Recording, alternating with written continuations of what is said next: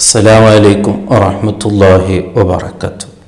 ബഹുമാനപ്പെട്ട ഉമർ ഇബ്നു അബ്ദുൽ അസീസ് റളിയല്ലാഹു അൻഹുവിൻ്റെ കാലഘട്ടത്തിൽ ബഹുമാനപ്പെട്ടവരെ സ്നേഹിക്കുന്ന ഒരു മുഹിബ് ഒരു ദിവസം സ്വപ്നം കാണുകയാണ്. എന്താ സ്വപ്നം? ഖിയാമത്ത് നാളിൽ എല്ലാ അടിമകളെയും അള്ളാഹു ഇങ്ങനെ വിചാരണ ചെയ്യുകയാണ്. കുറേ ആൾക്കാരെ നരകത്തിലേക്ക് കൊണ്ടുപോകുന്നുണ്ട്, കുറേ ആൾക്കാരെ ശിക്ഷിക്കുന്നുണ്ട്.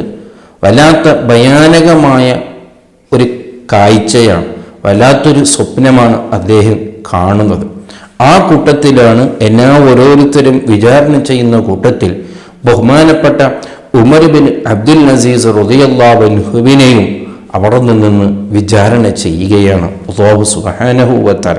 പക്ഷേ ബഹുമാനപ്പെട്ടവരുടെ ആ നല്ല ജീവിത കാഴ്ചവെച്ചതിൻ്റെ പേരിൽ അല്ലാഹു സുബ്ഹാനഹു വ തആല പെട്ടെന്ന് ബഹുമാനപ്പെട്ടവരെ വിചാരണ ചെയ്തുകൊണ്ട് അവിടെ നിന്ന് സ്വർഗത്തിലേക്ക് അയക്കുകയാണ്. അങ്ങനെ ബഹുമാനപ്പെട്ട ഉമർ ഇബ്നു അബ്ദുൽ അസീസ് റളിയല്ലാഹു അൻഹു അവിടുന്ന് സ്വർഗത്തിലേക്ക് അടുക്കുകയാണ്.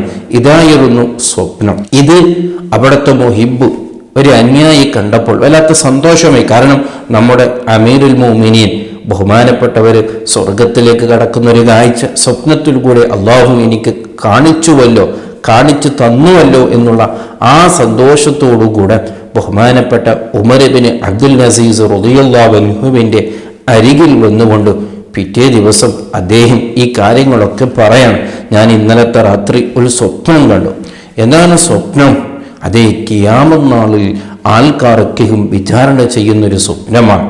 ഇത് കേട്ടപാടെ ബഹുമാനപ്പെട്ടവരുടെ മുമ്പിൽ അവതരിപ്പിക്കുന്ന ആള് ഖിയാമത്ത് നാളാണ്, അല്ലാഹു വിചാരണ ചെയ്യുന്ന കാര്യമാണെന്ന് പറയുമ്പോഴേക്ക് തന്നെ ബഹുമാനപ്പെട്ട ഉമർ ഇബ്നു അബ്ദുൽ അസീസ് റളിയല്ലാഹു അൻഹുവിനിക്ക് വല്ലാത്ത ഭയം തോന്നി, പേടി തോന്നി.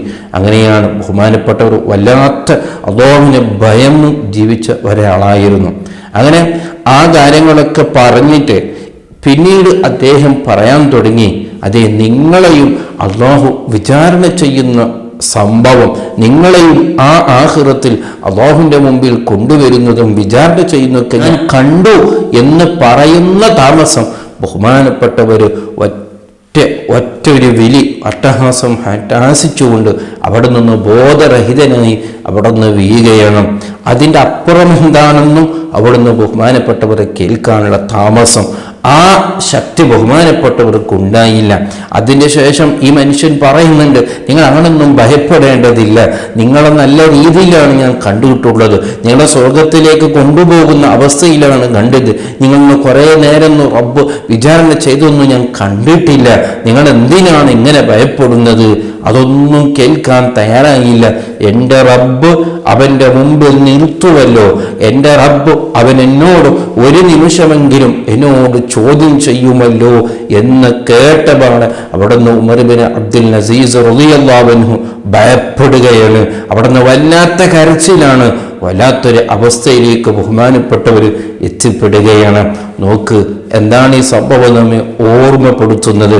അല്ലാഹുവിൻ്റെ ആരിഫീങ്ങൾ, അല്ലാഹുവിൻ്റെ ഔലിയാക്കന്മാർ, അല്ലാഹുവിനെ ഭയന്ന് ജീവിച്ച മഹാന്മാർ, അവരെ ഖൽബിൽ എന്തുമാത്രം അല്ലാഹുവിൻ്റെ ഭയമായിരുന്നു, എന്തുമാത്രം അല്ലാഹുവിനോട് ഇഷ്ടമായിരുന്നു. അവർക്കെന്നും ഭയമാണ്, എന്നും പേടിയാണ്. എൻ്റെ റബ്ബ് വിചാരണ ചെയ്യുമല്ലോ, അതേ റബ്ബ് സ്വർഗത്തിലേക്ക് കടത്തിയാൽ പോലും റബ്ബിൻ്റെ മുമ്പിൽ നിൽക്കേണ്ടി വരൂലേ, റബ്ബിനോട് ചോദിക്കൂലേ? ഏതെങ്കിലും സംഭവത്തിനെ കുറിച്ച് റബ്ബ് എന്നെക്കുറിച്ച് ചോദിച്ചാൽ ഞാൻ എന്ത് ഉത്തരം പറയും, ഞാൻ എന്ത് മറുപടി പറയും? ആ നിൽക്കുന്ന നിൽപ്പിന് എനിക്കൊരിന്നും ഉത്തരം പറയാൻ എന്നെക്കൊണ്ട് സാധിക്കില്ല.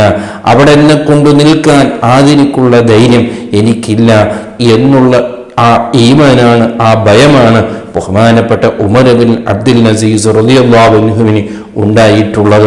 നോക്ക്, ഇത്രയെല്ലാം അവർ അമൽ ചെയ്തിട്ട് ഇത്രയും അല്ലാഹുവിനെന്ന് കേൾക്കുമ്പോൾ, ഖിയാമത്ത് നാളെന്ന് കേൾക്കുമ്പോൾ, അല്ലാഹുവിൻ്റെ മുമ്പിൽ നിൽക്കണമെന്ന് കേൾക്കുമ്പോഴേക്ക് അവർ ഇത്രമാത്രം പേടി ഉണ്ടായിട്ടുണ്ടെങ്കിൽ നമ്മളൊക്കെ എന്തുമാത്രം ഭയപ്പെടണം, നമ്മളോട് അല്ലാഹു എന്തുമാത്രം ചോദിക്കാനിരിക്കുമെന്നുള്ള ആ ഭയം എന്നു നമുക്കുണ്ടായിരിക്കണം. അത് വല്ലാത്തൊരു സന്ദർഭമാണ്.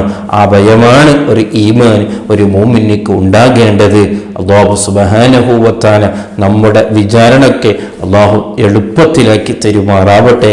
അസ്സലാമു അലൈക്കും വറഹ്മത്തുള്ളാഹി വബറകാതുഹു.